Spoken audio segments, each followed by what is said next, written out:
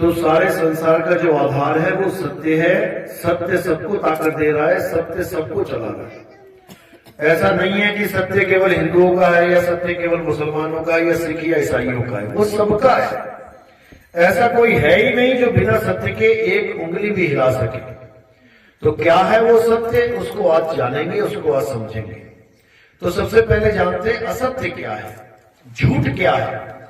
गीता में क्या बोला गया कि हे अर्जुन, इस दुनिया में दो प्रकार के तत्व हैं, एक असत्य है और एक सत्य है। असत्य क्या है? हे अर्जुन, ये जितने भी शरीर दिखाई दे रहे हैं ये सब असत्य हैं।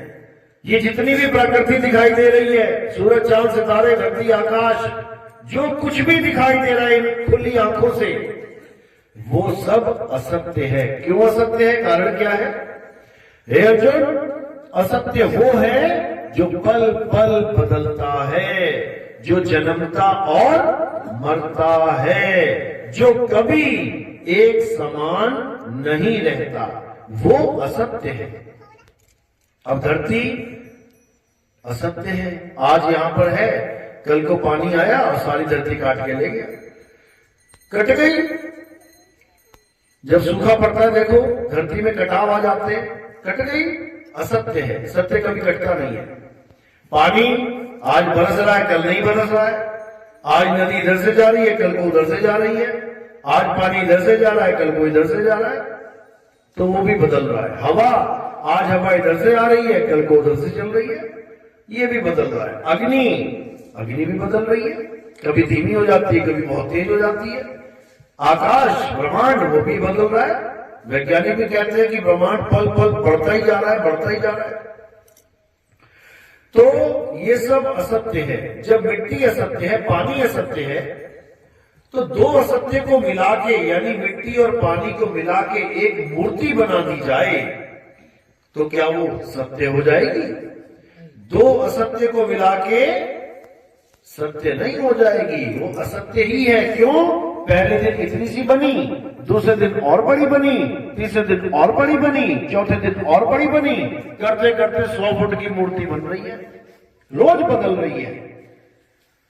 तो कृष्ण यही समझा रहे हैं, हे अर्जुन, जो पल पल बदल रहा है वो असत्य है। जब तुम पैदा हुए छोटे से थे, देखो धीरे धीरे धीरे धीरे धीरे बढ़ते रहे, आज 5-6 फुट के हो गए। और कल को ऐसे नहीं रहोगे, कल को धीरे धीरे कमर झुकने लग जाएगी, बेड हो जाओगे। धीरे धीरे काले बाल सफेद हो जाएंगे, मुंह में दांत है गिर जाएंगे, हर चीज बदलने लग जाएगी। इसलिए ये असत्य है। और केवल हमारा ही शरीर नहीं, राम जी का शरीर, हनुमान जी का शरीर, शंकर जी का शरीर, सबका शरीर, राम जी का, शंकर जी का, कृष्ण जी का, सब छोटे छोटे थे।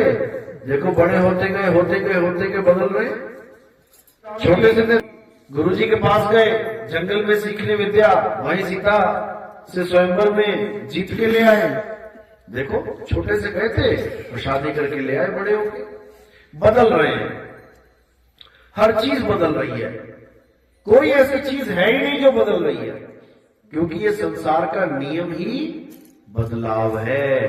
प्रकृति का नियम बदलाव है। आज यहां पर इतने सारे लोग बैठे, कल देखना यहाँ खाली होगा, बिल्कुल बदलाव है।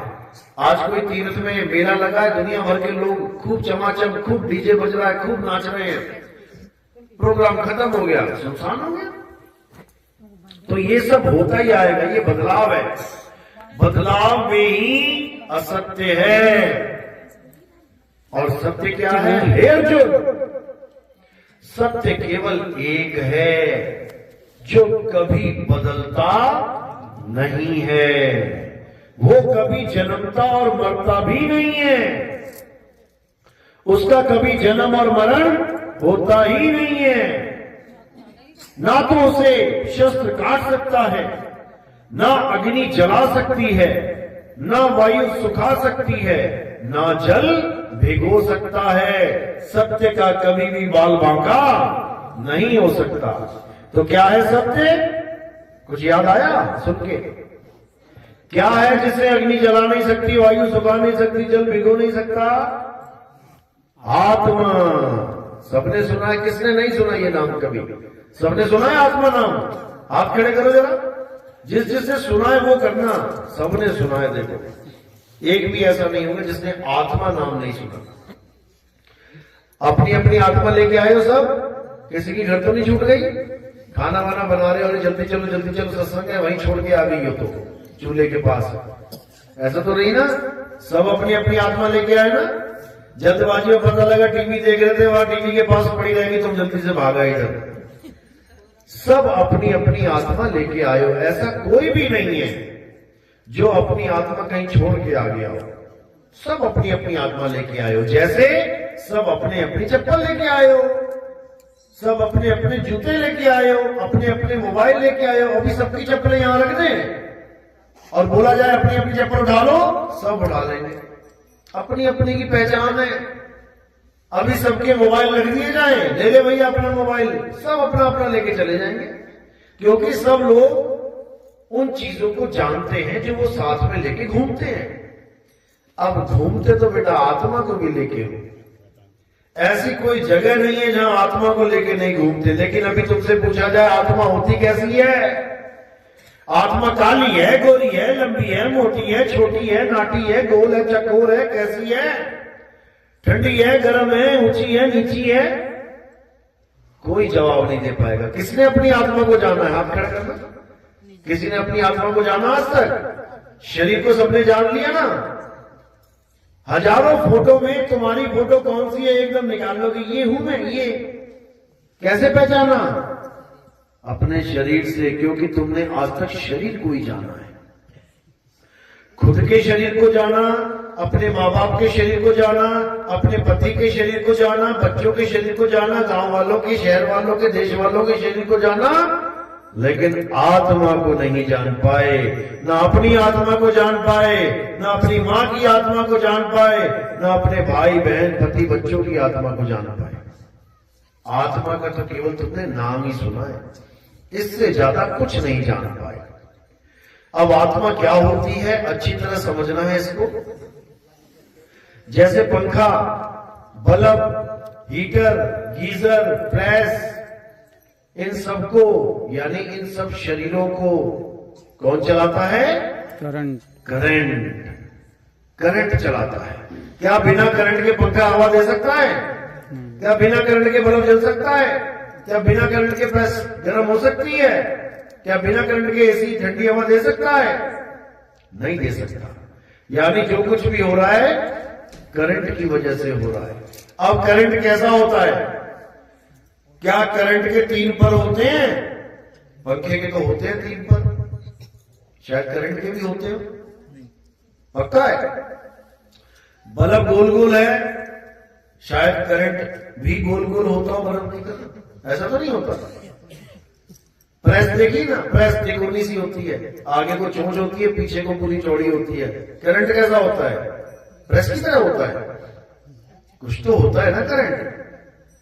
कैसे पता लगता है करंट क्या है? कैसे पता लगता है? अनुभव से। अनुभव कैसे होता है? छू के, हाथ लगा के। करंट दिखता नहीं है आंखों से। अगर करंट दिखता होता तो आज तक कभी किसी के करंट ही ना लगता। सांप दिखता है ना? किस किसने गलती से सांप पकड़ लिया हाथ में? पकड़ भी लिया, शाबाश। उसके बाद कितनी देर पकड़ के रखा? बच्चा होगा लग रहा है छोटा सा सांप का।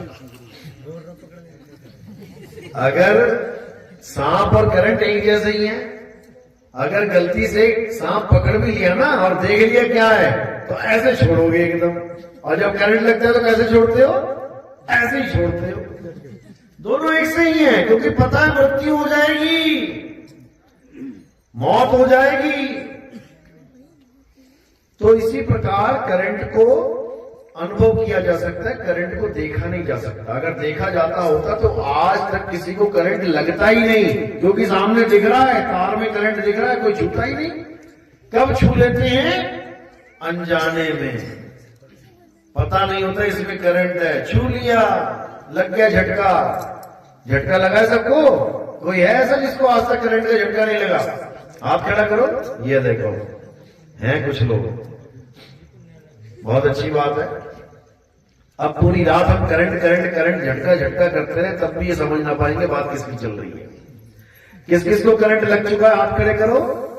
सारे करंट खाए हुए हैं, बचा कोई भी नहीं है। अब हम जैसी करंट का नाम लेंगे सबको अपना याद आ जाएगा कहां लगा था, और एकदम वो अनुभव तरोताजा हो जाएगा, पता लग जाएगा अरे बाप रे बाप बड़ा खतरनाक करंट लगा था एक।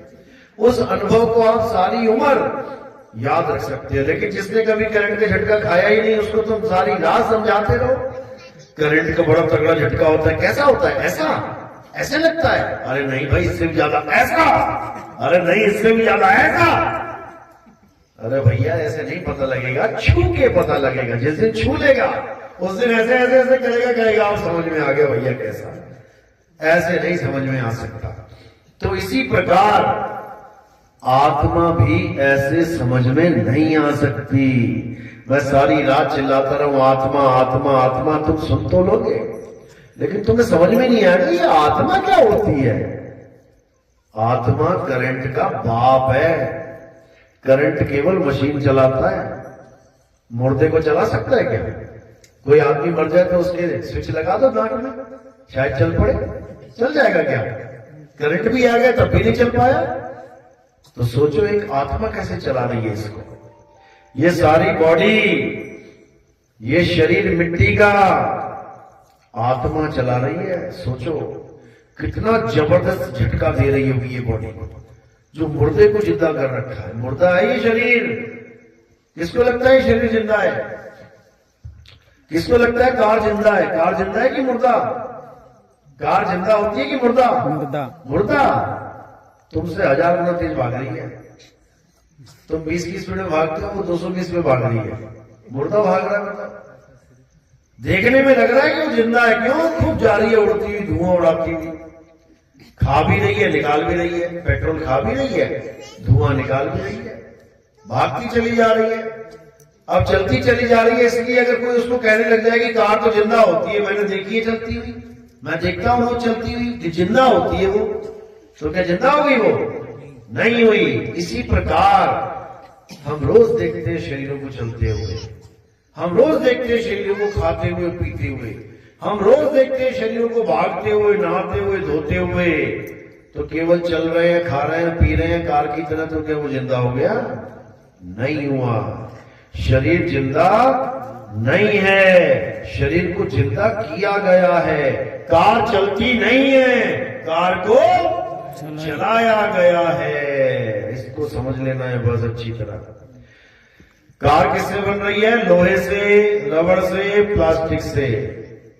बस 3 ही चीजें होती है कार में, और एक हवा भर दो, सारा सिस्टम वही है, पेट्रोल डाल दो। इसी प्रकार ये शरीर किससे बना है?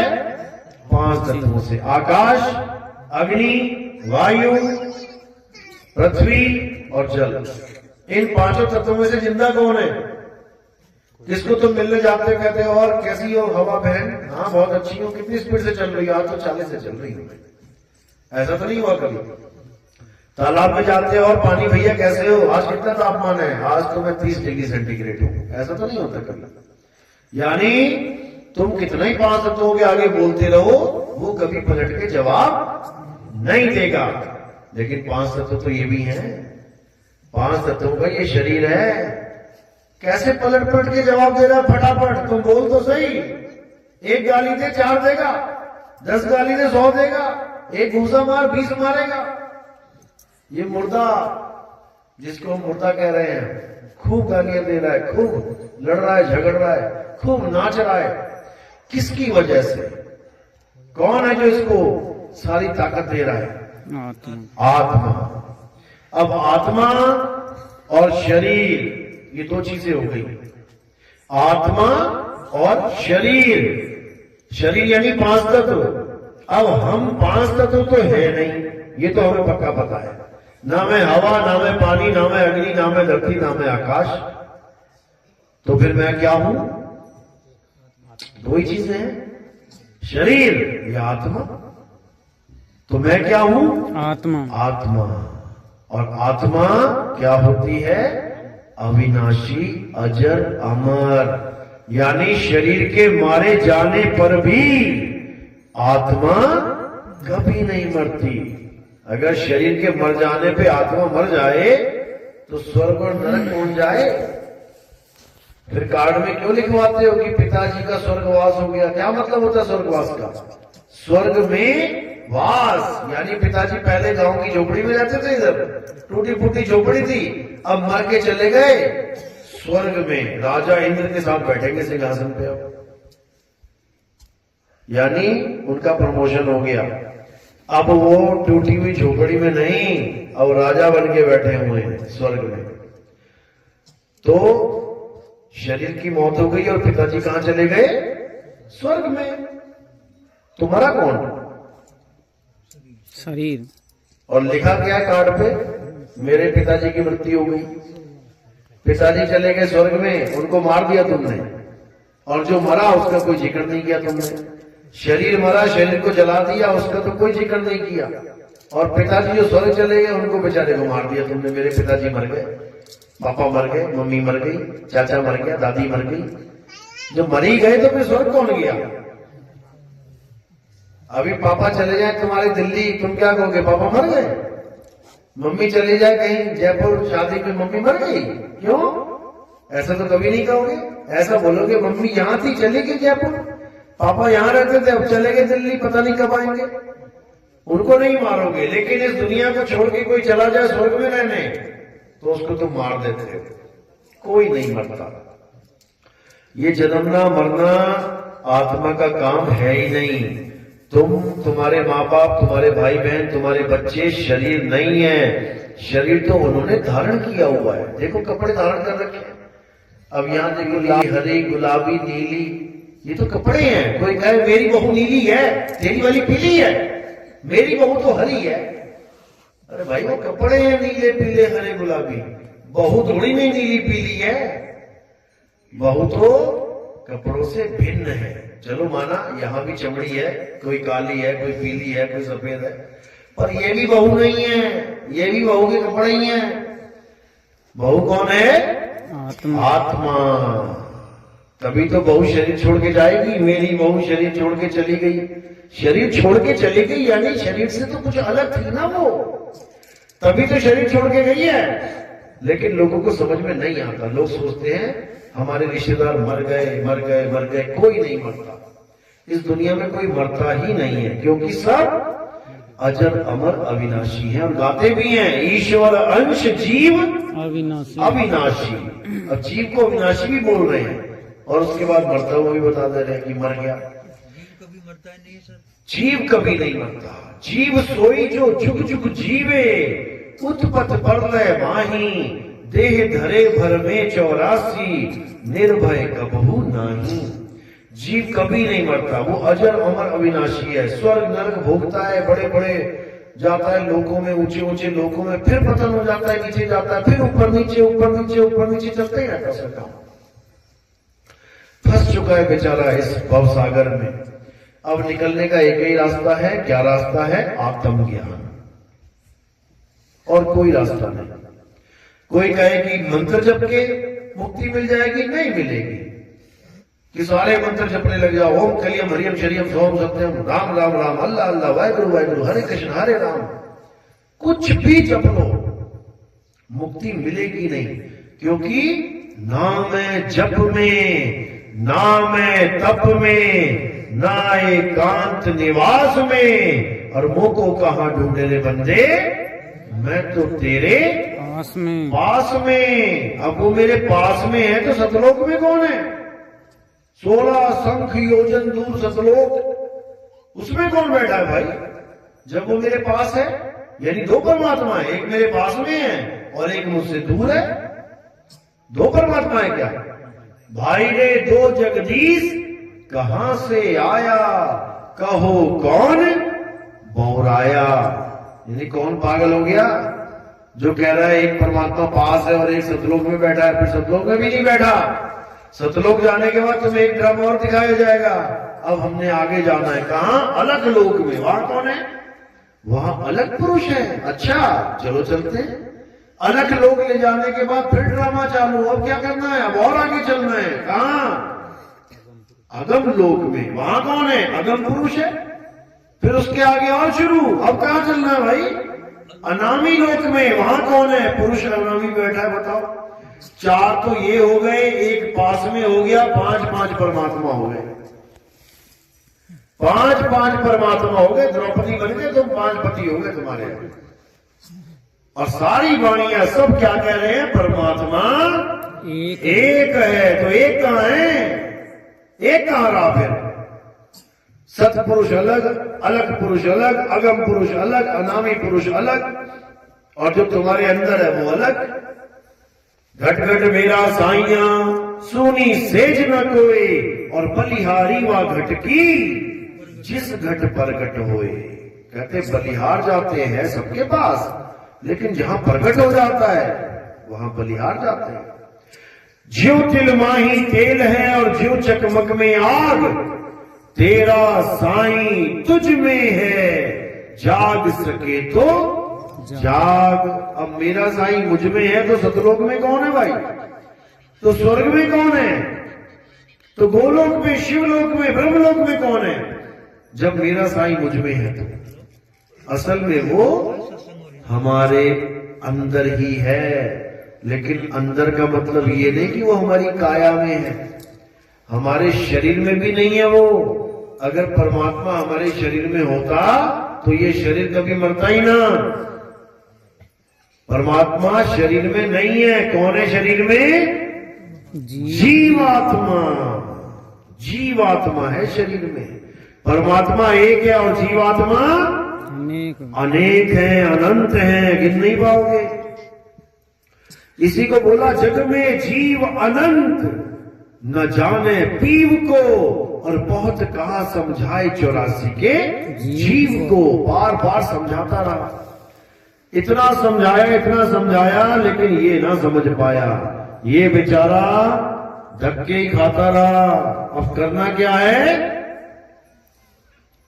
अब मालिक को पहचानना है। कैसे पहचानेंगे? गुरु के ज्ञान के द्वारा। जब गुरु हमें परख देगा पहचानने की कि परमात्मा होता क्या है, कैसा होता है, तब समझ में आएगा कि वो मिलेगा कैसे। सबसे पहले गुरु क्या करता है? तुम्हारे जीवन से जो भी असत्य है उसको दूर कर देता है। क्या क्या असत्य बताया था? हवा, पानी, मिट्टी, अग्नि, धरती, आकाश सब असत्य है। तो मिट्टी से बना के ईंटें, ईंटों से बना के मंदिर, मस्जिद, गुरुद्वारे, ये सत्य है कि असत्य है? असत्य है। क्यों? इंसान ने बनाया, थोड़े दिनों के बाद पता लगा लेंटर गिर गया, भूकंप आया, दीवारें गिर गई, टूट गया। असत्य है। मूर्ति बनाई इंसानों ने, सत्य है कि असत्य है? असत्य है। मूर्ति भी टूट जाएगी। भले तुम कितनी लाखों की मूर्ति ले आओ, मंदिर में रखते रखते एकदम गिर जाए और उसकी उंगली टूट जाए, और रखोगे क्या? अब क्या हो गया उसको? भगवान की उंगली टूट गई तो फेविकॉल से लगा दो? नहीं लगाओगे। क्या करोगे? लाखों की मूर्ति होगी, चल भाई वाह। और अपने बच्चे का हाथ कट गया तो क्या करोगे? चल बच्चे बाहर। उसको नहीं। वो क्यों? वो तो बच्चा है, वो तो भगवान है। भगवान को फेंक सकता हूं, बच्चे को नहीं फेंक सकता। समझे? भगवान की उंगली टूटी, उंगली भी नहीं, उंगली का नाखून टूटा, चल बाहर। बच्चे की उंगली छोड़, हाथ कट गया, चल अंदर। ये है हाल हमारा, और हमें चाहिए भगवान। तो ये सब अज्ञान है। ये इंसानों ने मूर्तियां बनाई हैं, बड़ी बड़ी मूर्तियां, छाती